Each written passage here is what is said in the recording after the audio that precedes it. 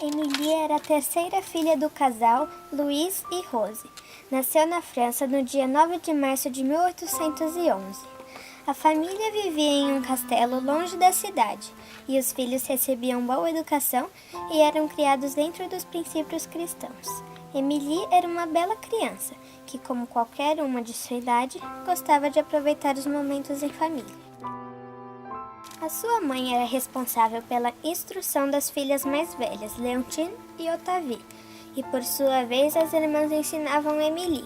Mesmo a mãe não estando bem de saúde, estudavam diariamente na biblioteca do castelo, matemática, geografia, literatura e histórias sagradas. Émilie também se sentia responsável por passar todos os ensinamentos ao seu irmão caçula Ludovic. Cumpria essa tarefa com muita vontade e determinação. A mãe de Émilie sofria com uma doença que se agravava a cada ano, e quando ela tinha 14 anos, sua mãe acabou não resistindo e morreu. Esse fato marcou a vida de Émilie. Mesmo sofrendo profundamente, não deixou que seu sentimento transparecesse. O pai era o prefeito da cidade, vivia muito atarefado e preocupado com os filhos. Então resolveu matricular o caçula Ludovic num colégio, e as filhas foram morar com a avó numa outra cidade. Na casa da avó, a vida mudou completamente. Constantemente as meninas faziam caminhadas pelo campo, inventavam brincadeiras pela grande propriedade, e as irmãs se divertiam nas festas e reuniões que aconteciam com frequência. Émilie era uma jovem reservada, discreta, não manifestava suas emoções, mas era dona de um coração sensível, fraterno e puro. Outro fato que marcou profundamente sua adolescência foi a morte de sua irmã Otavie. A perda da mãe e da irmã prematuramente fizeram com que Émilie amadurecesse e passasse a enxergar a vida com mais fé e coragem.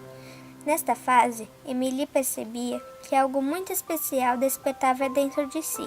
Refletia sobre a palavra de Deus e vivia em oração. Procurava com frequência a orientação de alguns sacerdotes religiosos.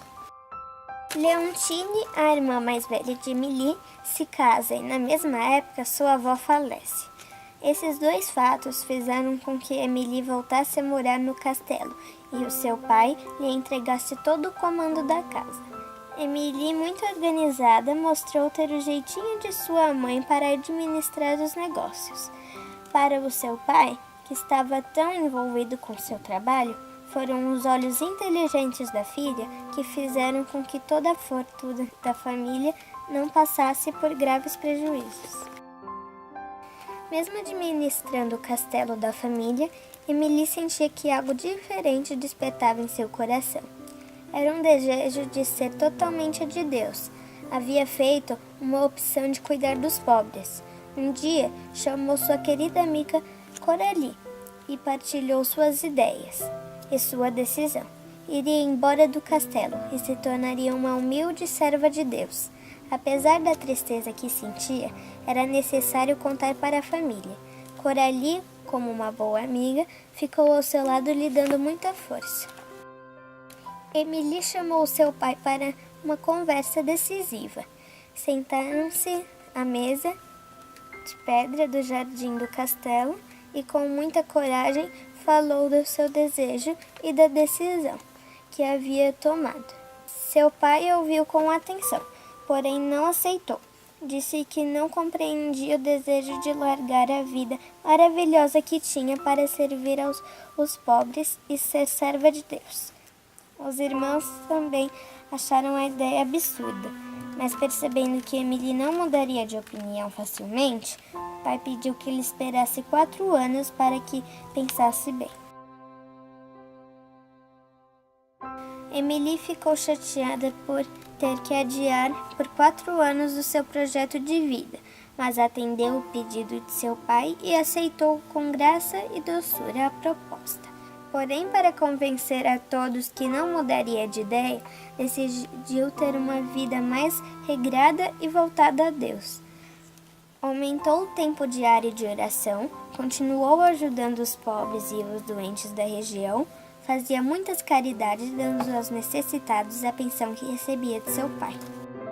Não era a intenção de Emily tornar-se fundadora de alguma instituição, exatamente, porque seu maior desejo era ser uma humilde serva, desconhecida, mas pouco a pouco foi deixando que a vontade de Deus se fizesse e fundou a Congregação Imaculada Conceição.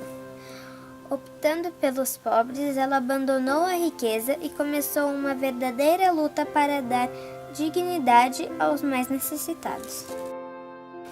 E a congregação que Emily fundou começou dando pequenos passos. As primeiras e poucas irmãs trabalhavam incansáveis, doando-se com generosidade e desapego. Uma das primeiras decisões que tomou foi criar uma oficina de costura para profissionalizar moças pobres da região. O trabalho a cada dia aumentava e as irmãs já atuavam na catequese, nas escolas, junto aos doentes e aos presos. A fama da congregação foi se espalhando pouco a pouco.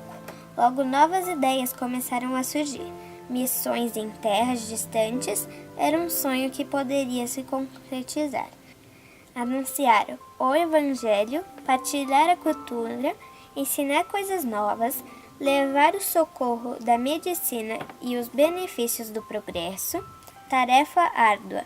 Porém, em 1847, Emily conseguiu seu objetivo, quando as primeiras irmãs partiram para a África. O trabalho na África foi difícil, mas muito gratificante.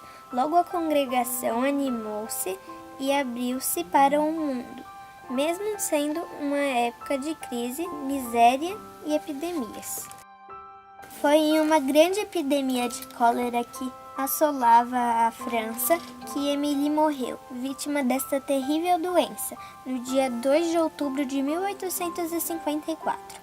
Morreu silenciosa e discretamente, assim como viveu, como uma chama que se apagava, depois de iluminar até o último instante de suas forças. Ela foi a última vítima fatal desta doença.